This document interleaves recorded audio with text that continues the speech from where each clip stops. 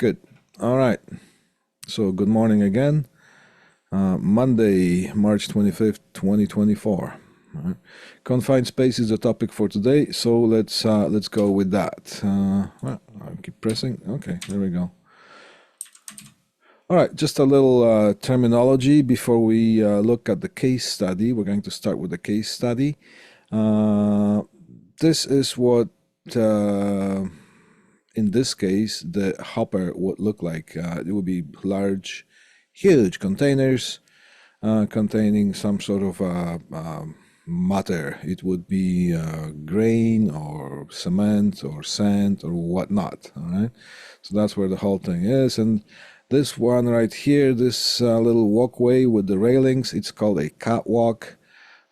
Just because the cats like to walk there or not. Well, it is for us humans to walk there. Quite often a catwalk is a very popular thing to be used in theaters. So we could go from the front of the house control booth over the public right to the backstage. So catwalks are also popular in stage kind of a setup. So that's what it is. Here's a hopper with containers, and here's the outlet of that. So maybe there will be a conveyor belt here, or maybe sometimes trucks pull up, and things are being released onto the trucks or conveyor belts or whatnot. All right. So here's the thing. Now let's take a look at the case study. A case study is something, it's a situation, described situation. It could be true or it could be a made up story. The point of that is that to actually learn something based on situation that has happened or could have happened. All right.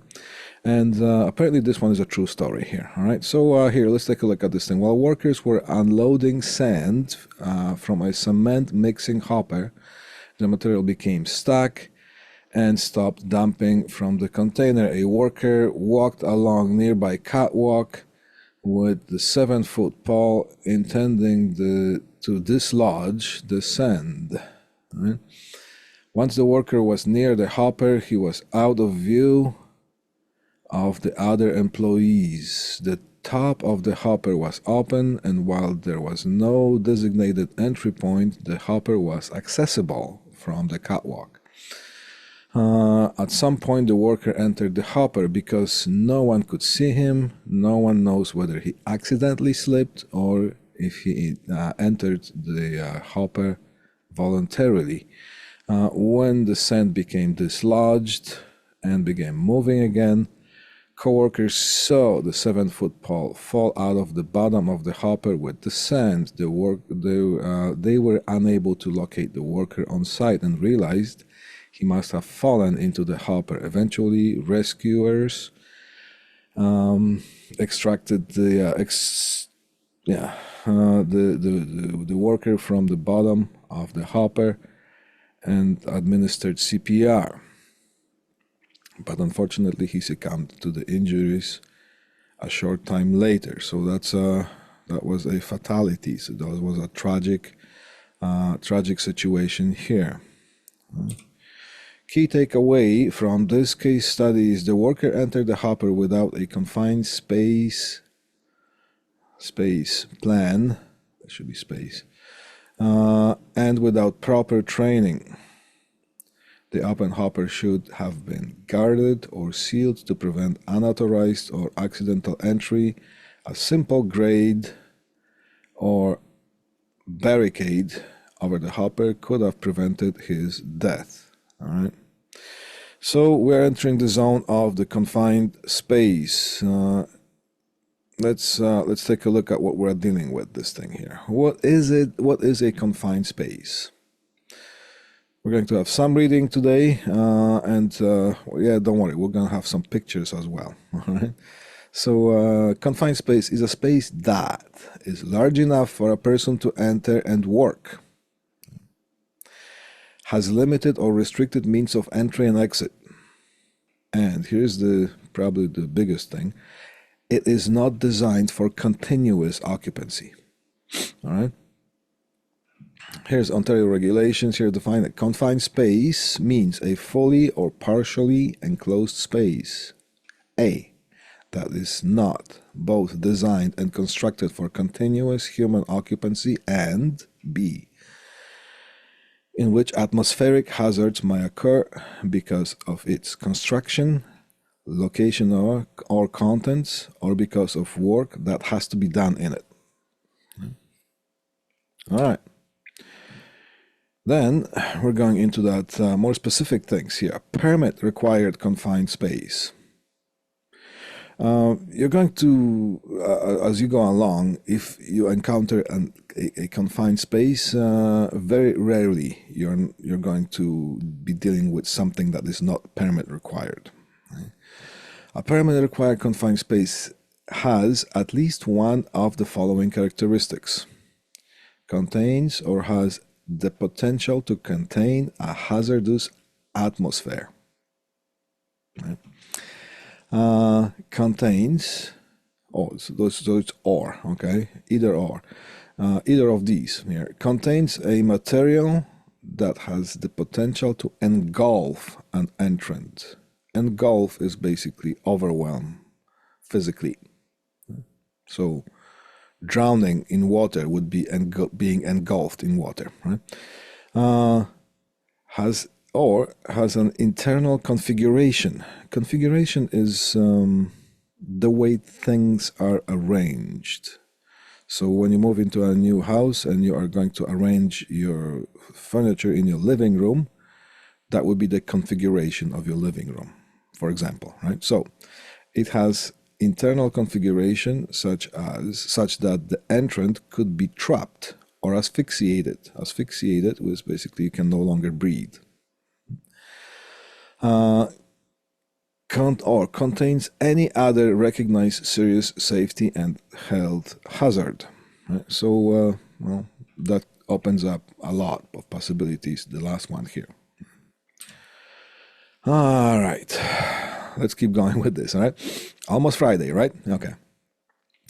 An entry permit is, what is an entry permit system? Okay, so it is an administrative tool used to document the completion of a hazard assessment for each confined space entry. So it's a document, it's a tool in the form of a document.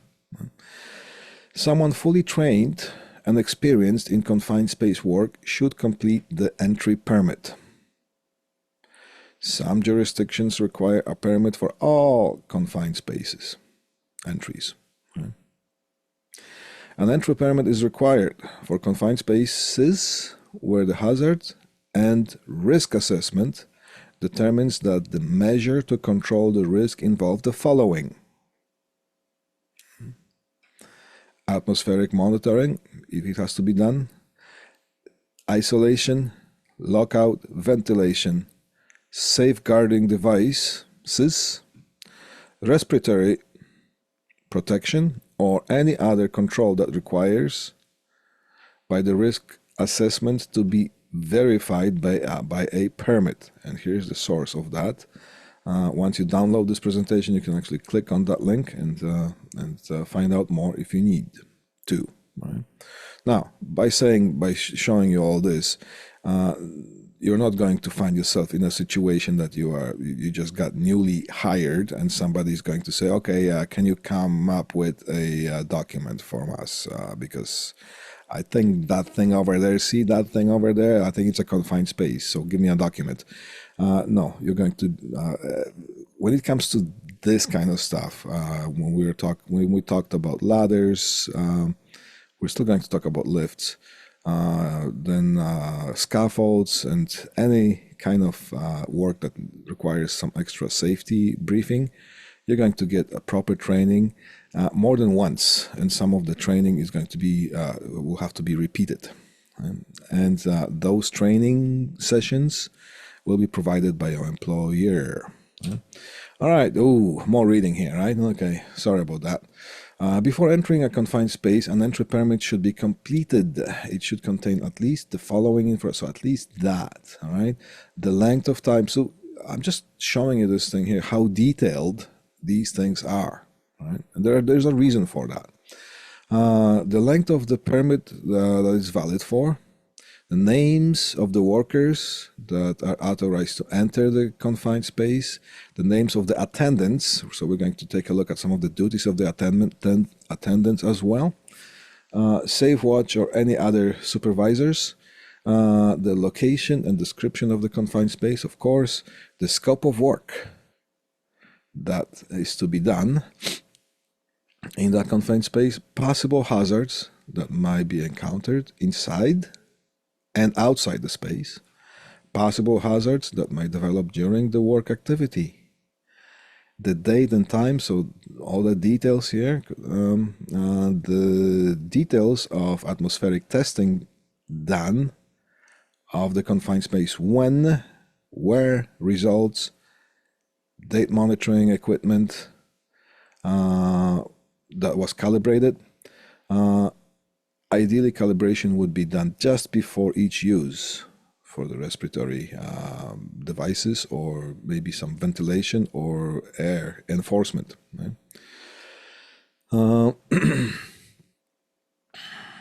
If it's not possible, follow the equipment and manufacturer's guidelines for that. So things, there's no stone unturned pretty much with this kind of documentation. What else should this permit should include? Hazard control measures, including the use of mechanical ventilation and other protective equipment needed, and any other precautions that will be followed by every worker who is going to enter the confined space. All right, more means of communication between the persons working in the confined space and the attendants. You never do that alone. Emergency plan. So everything has to, emergency plan has to be established before any work is done in the confined space. If something happens, things do happen fast. There is no time to figure out, oh wow, something happened, let's sit down and think of a plan. No. If something happens, there should be an immediate reaction by the whoever is involved, and everybody has to know what to do. Right? So emergency plan and protective equipment and emergency equipment to be used by any person who takes part of in a rescue or response to other emergency situation in a confined space, and signatures and whatnot, authorization signatures. The entry permit should be posted at the confined space and remain so until the work is completed. The employer should keep a copy of completed work permit, the permit on file. So it goes case by case. You can't just have a confined space or a space that is actually classified as a confined space, and you can't have a permit there that says, okay, anybody can enter. This is approved for entry from, let's say, March to, well, February, or March till December, so and so year, right? No, it's not like it's like an ongoing process. Every time an entry is performed, then the paperwork has to be filled, and it's a one-time only. Okay, a one-time only deal. All right, definitions. Let's see here. Definitions before we keep going. Hazard. What's a hazard? It's something that can cause harm. For example, toxic gases. What's a risk? A risk is a chance of that happening. Right? Could be a high risk or a low risk, or asphyxiation, for example. Someone not being able to breathe. All right, confined space hazards. See, that's why hazards is a situation that can harm you. Right? So confined space hazards. Well, oxygen deficiency. That's one hazard. Flammable combustible gases and vapors, toxic gases, engulfment is a hazard. In liquid or solid, you can be engulfed in water. You can be engulfed in sand, right? For example. High noise level, it's a hazard. It can hurt you. Right? Grinding, crushing, or mixing mechanisms, so that's part of the configuration. extreme temperatures, chemicals, lack of lighting. Chemicals quite often go together with this part right here, you know. And there is no joke about that, like seriously. Some of the chemicals are so strong that before you realize they can overwhelm you, and before you know, you just don't exist anymore. There was a situation years ago, sometime early 90s, and it was all over the London Free Press and CFPL News at that time. There was, like in London, Ontario here, there was some sort of a flap or trap or something that a couple of workers have to go and inspect. And as soon as they opened the hinge, the vapors were so strong that they overwhelmed them immediately in a microsecond, and both of them just fell in that whatever that thing was, and that was it. It was all over the news. All right, so it's a serious stuff. All right, now let's take a look at some of the situations here. What is the hazard? What are the hazards in this case here? You see those silos a lot when you drive out the countryside. That's what's inside in those silos. Is there a possibility of engulfment here? Yes, high possibility of engulfment. In what? In solids. Right. This person doing whatever he does there, that's not a really smart situation here. All right. Now here on this picture, oops. Come on. Here's an example of configuration. The moving parts, somebody can get hurt just by standing beside something that is moving, spinning, turning, whatnot, crashing and grinding. So that's one thing. The other thing is there's probably some high noise levels as well.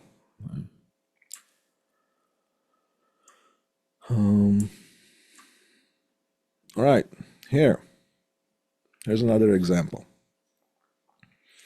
This reserve pit is a permit-required confined space because of its potential to contain hazardous atmosphere. You might think that the only hazard is engulfment. You could fall in and drown, for example. Hopefully not. But there's some other hidden hazards here. There could be vapors. That doesn't look like pure water, does it? Right? You will not probably go, put a worm on a hook and try fishing here because you will catch nothing. But the vapors can overwhelm you. So there's a fence. This area is fenced off, so you don't come too close to here. So nobody comes close enough without the fence, and then just standing there looking at whatever they might be looking at. There's nothing to look at here anyways, but some people do find things like that fascinating as well, so it takes all kinds. You could be just standing there, be overwhelmed by the vapors and just fall in. Right? So permit required confined space because of its potential to contain hazardous atmosphere and drown a worker. Or anybody. All right, another example of permit required confined space. Let's see here. This is an example of a permanent space. Well, it has a limited entry and exit. What else? There could be there could be no air to breathe. There could be some mechanisms that have to be turned off and make sure that they are not turned on by accident. There could be lack of lighting, and there could be some noise levels there. So more than one. Right? Always follow your company permit procedures, even if you are going in for just a second. See, I was just there for just That's how sometimes the most accidents happen. I just want to take a look. Right? All right. This confined space might be oxygen deficient or contain flammable, combustible, or toxic gases or vapors. What does this thing on the bottom say? Test the atmosphere in this order: oxygen content, the flammables, then toxic and other hazards. There's going to be another picture slide there. Look at the equipment this person is wearing here. We'll talk about that in the next couple of slides. Test the atmosphere at all levels of the confined space. Good air near the opening doesn't mean that there's good air at the bottom of whatever the space is. And here is a couple of short YouTube videos. I would encourage you to click on that and watch those once you download this presentation. This is going to give you some idea. Now, the technology always progresses, so the equipment from one year to another could be more advanced. So whenever, if you are to work in such environment, you're going to be receiving some training on the up-to-date equipment and procedures. All right, now here, the atmosphere inside the confined space might not be suitable for entry. Forced air ventilation might be used, but you're not permitted to enter until the atmosphere is suitable. So you see, there's a couple of people going in there to do whatever they have to do, but there is a whole team supporting them. All right. And here is an example of a forced air entry, or for forced air equipment. Sorry, entry. Now, let's see here. Here's my ideal office to work. Atmospheric conditions might change while you're in a confined space. Periodically monitor the atmosphere, so constantly monitor things. And things can happen. When things happen like that, somebody gets overwhelmed by something because something has changed. It just takes with the snap of a finger, right? So there are people that are called attendants. You never work in that thing alone. You are working with the assistance of an attendant, right? If something happens, if hazardous atmosphere is detected while workers in a confined space, all activities should stop. The workers should exit immediately. The hazard should be evaluated. Protective measures should be taken. And here is an example. Here is the worker. Here's the attendant. Okay. If a worker must wear a well, so here's remember I showed you that the respiratory equipment that person was wearing? Look at these two guys here, right? If a worker must wear a respirator, remember that the air purifying respirator will do nothing in an oxygen deficient space. So that N95 mask, it's a pretty much glorified dust mask, right? And if you have no oxygen, and sometimes there is a lack of oxygen in some of those, or very poor amounts of oxygen. So breathing conditions might not be suitable due to the poor quality of the air. So a dust mask will not help you with that. Sometimes you need to have respirators that are air supplying respirators, a closed system, just like diving. Right? You're not going to be diving with N95 mask, or those COVID masks that we used to have. That will do nothing for you underwater. So same thing here. If there's no oxygen, you can't breathe. A dust mask will not do the job. Adequate illumination should be provided where lighting is limited. In some cases, explosion-proof lighting might be necessary. All right. What's an explosion-proof lighting? It has to do with the switches. When you operate a switch, you are providing a contact closure up on which electricity is going to start flowing. And every time you open or close that contact, there is a little tiny spark that happens at the moment of closure. If there are explosive gases in the air, then that spark could actually ignite the whole thing, and well, you'll be seeing things from above when that thing happens, and hopefully not. All right. So that's here's the thing: you enter your home, you go for a trip somewhere out of town, and you come back late at night. You open the door and you smell gas.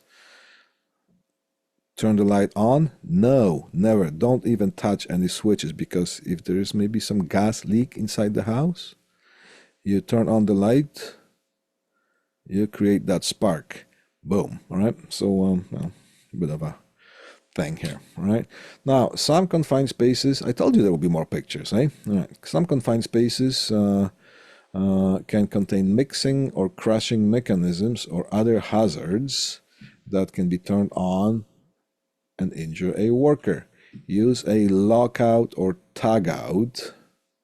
So lockouts are tools that, for example, you are going to operate a switch, and some of the switches will have mechanisms that you can actually put a padlock on and lock it. And that lockout would be supported with a tag saying, do not turn this on, blah, blah, blah, or authorized by, whatever information has to be put on. Right? And sometimes, which is the best idea, in addition to the lockouts, quite often a actual person is going to be standing there, making sure that somebody doesn't come by and say, oh, well, why is this thing off? It should be on. Boom, right? And somebody could be inside going, it could be around, the switch could be around the corner, it could be in a different room. So lockouts and tagouts are actually used because something can be turned on while somebody is in it, right? So things are being taken seriously. All right, here. So we have workers and we have attendants, right? Attendant is a person who is supporting that worker who is inside, and here are some of the duties. Right? Attendant should know the hazards. Right? Attendant maintains an accurate count of entrants. So there could be more than one person walking in there. Same amount of people should exit, right? Right. Okay, remains outside. Okay, so attendant doesn't go in. Attendant cannot go in. Right? Attendant remains outside the permanent space until relieved by another attendant. If the job takes longer, sometimes there's a shift change, and there usually will be a procedure, or not usually, there will be a procedure of handing over the job from one attendant to another. But usually what happens is there's one attendant. That's the best situation here. Attendant maintains regular communication with entrants. I think there was a reality show that was called something to do with gold or something like that. And there was one situation when they were looking for gold underwater. So they would have some kind of a floating platform, and they could see that there would be one person diving, and there would be the other person on top of the platform, and they would be constantly talking, communicating. They will be talking about anything, not because they are bored and they have nothing to do and they will be having a conversation. The attendant maintains constant communication with the person who's below, just to look for signs, if possible. If they happen, maybe the person's speech becomes a little bit impaired. So that would be a sign of that person being overwhelmed by something. So then that would be, okay, stop all activities, I'm pulling you out, right? So that kind of stuff, right? So there's a reason why, so the attendant maintains regular communication with the entrance and also monitors the conditions inside and outside of the permit space. Keep going with the attendant's duties. All right, so should something happen, the attendant would summon the rescue services when needed. Right? attendant ensures unauthorized person do not enter permit space. So that's obvious, but it still has to be said, right? And the attendant performs non-entry rescues. Why non-entry? Well, if there are some toxic gases and there are some hazards that can overwhelm the person who is inside or people who are inside there, when the attendant goes in, the same thing could happen to them. So then there will be nobody to rescue anybody, right? So non-entry performs no other duties that might interfere with primary duty to monitor and protect the entrance. You can't read a book, you can't surf on the phone, you can't have a conversation with some other person, because that's when things happen. All right, keep going. If possible for a worker to be overcome by a sudden, as I said, things happen suddenly. All right. Sometimes you're going to see those tripods and so-called those manholes when people do some work. You're going to see those tripods here with the pulleys and whatnot, and there will be attendants. If you see the rope being down, you're going to see a person there, the attendant. Right?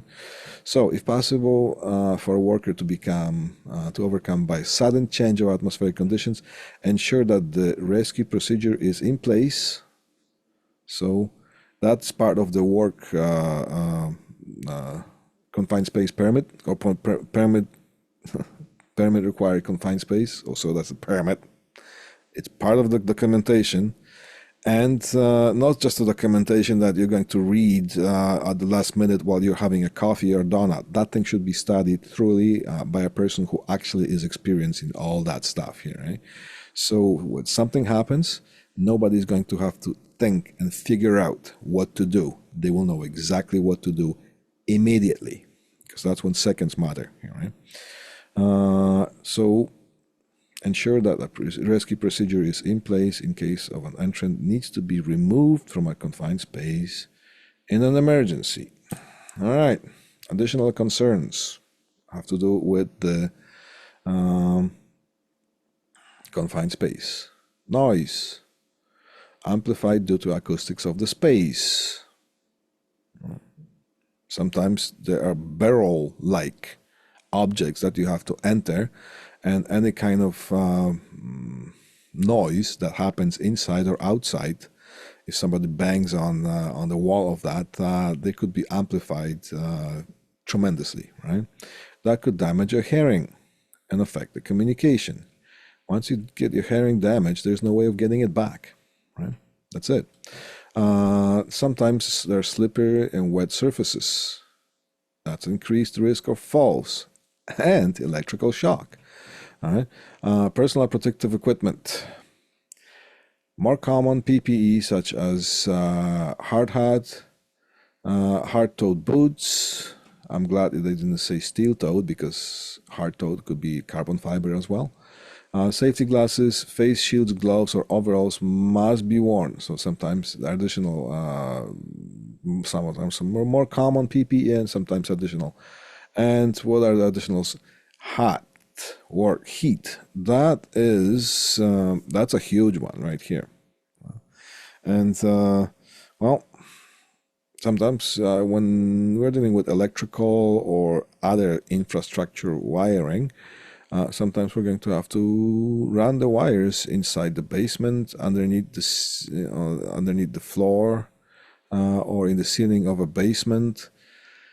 And sometimes we'll have to enter the attic space. Well, never ever enter the attic space of a residential or otherwise facilities in the middle of the summer, in the middle of the day. The temperature is just unbearable there. And if you think that, I just have to do that little short piece of wire from here to there, I'm just going to be there not long, maybe a couple minutes. I should be able to handle that. I can tough it out. No, you can't. All right? You're human. I have seen tough guys, 30 years of experience, you see a thing or two. I've seen some tough guys doing just that, and they had to be pulled out due to heat stroke, and they barely made it alive. Right? And it doesn't take long. It takes, well, almost immediately. And if you think you can tough it out, trust me, you can't. All right? There you go. I got excited. Applicable standards and regulations. Here's the regulations. Confined space requirements. Before any worker enters a confined space or begins related work with respect to the confined space, the lead employer, or in the case of a project, the constructor shall prepare a coordination document, so part of documentation, to ensure that the duties imposed on employers by sections here are performed in a way that protects the health and safety of all workers. So here's some legal jargon happening here. Here's some more of that. You can read that, and if you want, you can contact your lawyer. Well, I don't know why would you want, but sometimes. So it's a legal space here. If a workplace includes a confined space that worker might require to perform work, the employer shall ensure that a written program. So here's the duties of employers and duties of the workers. So there's some more assessment before any worker entrance. So things have to be assessed and planned, carefully planned. All right, I'm not going to read the whole thing. You can if you want to. All right? Your employers, so here's the, so those things here. Now we're going to take a look at the employer's responsibilities and the worker's responsibilities. Right? So what is that, what is required of an employer? The employer must provide atmospheric testing equipment. If necessary, provide ventilation equipment and or respiratory protection. Should provide training on confined space permits, developing and training on emergency actions, duties is responding to and correcting hazards pointed out by your workers. So if a worker points out a hazard, the employer cannot ignore that. What are you responsible for? Well, once you get, well, as a worker, all right? Once you get that equipment, you're supposed to use it, and you're supposed to be using it correctly. Right? So if you get the air tester, you should test the air with the air tester. And you should do it properly by periodically monitoring the atmosphere for possible changes. You get the permit, and you get the procedures spelled out by the employer. Your duty is to follow those procedures. And ensure that there's at least one authorized attendant present at all times. So that's our responsibilities as workers here. Correct hazards, correcting hazards that you're able to correct, and report to your supervisor the hazards that you're unable to correct. Now, there's a bit of a gray area here. What is it that you should do? What you can do? Well, if it comes to saving your life, just do the thing that saves your life first, and then deal with the legalities. Can I say that officially? I'm not sure if I can say that, but if it was me, if I can see something that endangers my life, I'm going to prevent myself from being killed, right, first. So I'm talking about this thing here. Correct the hazards that you're able to correct. It's spelled out. Make sure, before you do that, make sure you can see that kind of stuff before you touch anything and do something that you can get reprimanded for. Right? Make sure that you can see that line here. And then once you see this here, then nobody can hold you legally responsible for doing something or some changes to whatever you have to do in order to save your life. When it comes to refusal A lot of questions I get sometimes when, in-person classes. Can you refuse work if you see any dangers? Yes, you can. And nobody can fire you or reprimand you for anything. And if they do, they can get into a lot of trouble. Right? Always remember to test the atmosphere prior to the entry and periodically, so test the atmosphere. Because that's just a summary. Never enter a confined space if an atmospheric condition is not suitable. I have refused work because I have detected, I have noticed that that the air was not proper. Now the supervisor that has sent a team of us to do certain work under in some sort of dungeon basements, they not necessarily, maybe they didn't know that the hazards are there. We walked in there, and there was a serious. It was a chlorine, overwhelming chlorine smell. Chlorine can burn your lungs. What do? You're gonna be a hero, impress your supervisor that you've done the job right, or done the job quick and effectively. In that 10 minutes, 15 minutes, half an hour you're there, you're going to get the lung damage that you will never be able to correct later on, and you're going to die maybe 15, 20 years earlier than you normally would. Right? So always take care of yourself. Yes, you have the right to refuse.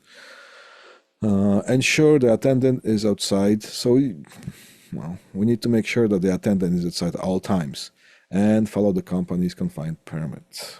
All right, is that the last slide? Look at that. That's the last slide. We've done it in a pretty good timing. So you got 5 extra minutes. And just remember the lab this week. It's a Good Friday week, so Friday is a Good Friday. There is no school. Because of that, now is that us? Yeah, that's us. Let's see here. Before I let you go, where is my lab schedule? Lab timetable. There you go. Week 12. See here? Week 12, March 28th and March 29. These are 2 open lab sessions because there's no school on Friday, and we're not able to conduct some. So whatever the sessions, there are 2 you can attend. Plus, you always know that we always have the possibility of anyone just in order to make up a lab. You can join any session, but in addition to that, this week here, March 28th, March 29th, right? 28th is Thursday. March 29th is Good Friday. So it's an open lab on March 28th, actually. Yeah, there we go. All right, so that's it for today, and I'll see you next time. Thank you, guys, gals. I have a question. Yes. I sent you an email, but I thought I'd ask you about the three-way switch assignment. Okay, let me Um, just turn off the recording. Can I turn off the recording? I know, I'm gonna leave it on. Okay, yes, go ahead. so I already emailed you about the three-way switch assignment. Mhm. I was just, I think it'd be easier if I sent you like another picture, and I just wanted to make sure that it was correct, like the configuration with the Mhm. neutral wire and how it has to be in every box. Yeah, and all the emails that I got, I hope you got a response, right, from me? Yeah, you did reply, but Okay, I replied to your reply. okay, all right. Yeah. Um, I was just, is it normal that because there doesn't have to be a neutral in every box, right? Like in There has to practice. be a neutral in every box. Okay. Yeah. Whether used or not. The reasoning behind that is that there's some new devices that are being on the market, introduced on the market, and usually will be like the dimmer switches and so on, right? And some of those Okay. switches, they have internal electronics. And I have situations that, can you install a dimmer here? Yeah, sure, no problem. I open it. Oh man, there's no neutral there, and the electronics that are inside that switch they require a neutral to be there. So that's why Okay.